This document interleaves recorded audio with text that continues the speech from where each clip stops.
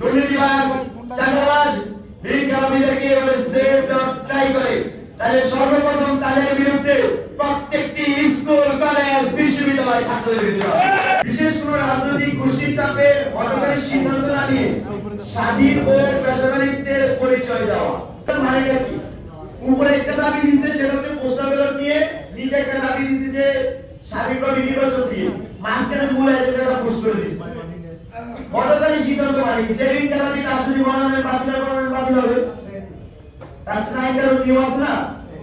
তো ছাত্রদল যদি ছাত্রলীগ ইসরায়েলের এই অপকর্ম ছাত্রলীগের মতো করে কর্মসূচি করা শুরু করে এবং বিএনপির দুর্নীতিবাজ চাঁদাবাজ ভিক্ষাবীদেরকে এভাবে সেভ দ্য ট্রাই করে, তাহলে সর্বপ্রথম তাদের বিরুদ্ধে প্রত্যেকটি স্কুল কলেজ বিশ্ববিদ্যালয় ছাত্রদের বিরুদ্ধে। বন্ধুগণ, বাংলাদেশের আগামী রাজনীতিতে নতুন করে ছাত্রলীগ বলে যাওয়ার সুযোগ নেই। আমরা জাতীয় ছাত্র শক্তি ছাত্র সমাজকে সাথে ইনশাআল্লাহ আমাদের আগামী কার্যক্রম পরিচালনা করে যাব। আমরা দেখেছি জুলাই পরবর্তী সময়ে জুলাইয়ের নেতৃত্ব থেকে নানাভাবে কিভাবে হ্যাক করা যায়, কিভাবে তাদেরকে দুর্নীতিবাদ চাঁদাবাজ এগুলো প্রমাণ করা যায়, এই উদ্যমে একটা কালেকটিভ গোষ্ঠী নেমে পড়েছিল। আমরা দেখেছি রাজ্জাক বিন কি জানেন না, সুলাইমান, ওই ছেলেটা 10 লাখ টাকা চাঁদাবাজি করছে, এটা সত্য। এটাকে অন্তত 1500 নিউজ হয়েছে, এটা আমাদের ডেটা করা আছে।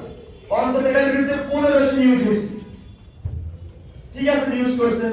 বিএনপির একটা ওয়ার্ডের থেকে যে পরিমাণ চাঁদাবাজি করে বিএনপির লোকজন, এটা মাসে টাকা আসলে যাওয়া যায় না, কিলগাঁও যাওয়া যায় না চাঁদাবাজি করার সূত্রে মানুষের কাছে। রিকশার ড্রাইভার থেকে শুরু করে দোকানদার হকার সবাই বিরুদ্ধে এক বছর। আরে ভাই কি পাইছেন দেশে? আওয়ামী লীগ তো চাঁদাবাজি করছে, আওয়ামী লীগের চাঁদাবাজির একটা কন্ট্রোল ছিল তো, ঠিক আছে, তেলে কোনো কন্ট্রোল নাই। তো সামনে বাংলাদেশ মানে যেমন ভাবে সরকার আমি মনে হয় যে তারা ভাবতেছে এত সহজ হবে না। চাঁদাবাজি বন্ধ করেন ভাই, ক্যাম্পাসগুলোতে শিক্ষার্থীদের শান্তি দেন, ছাত্রী হয়ে চেষ্টা করেন।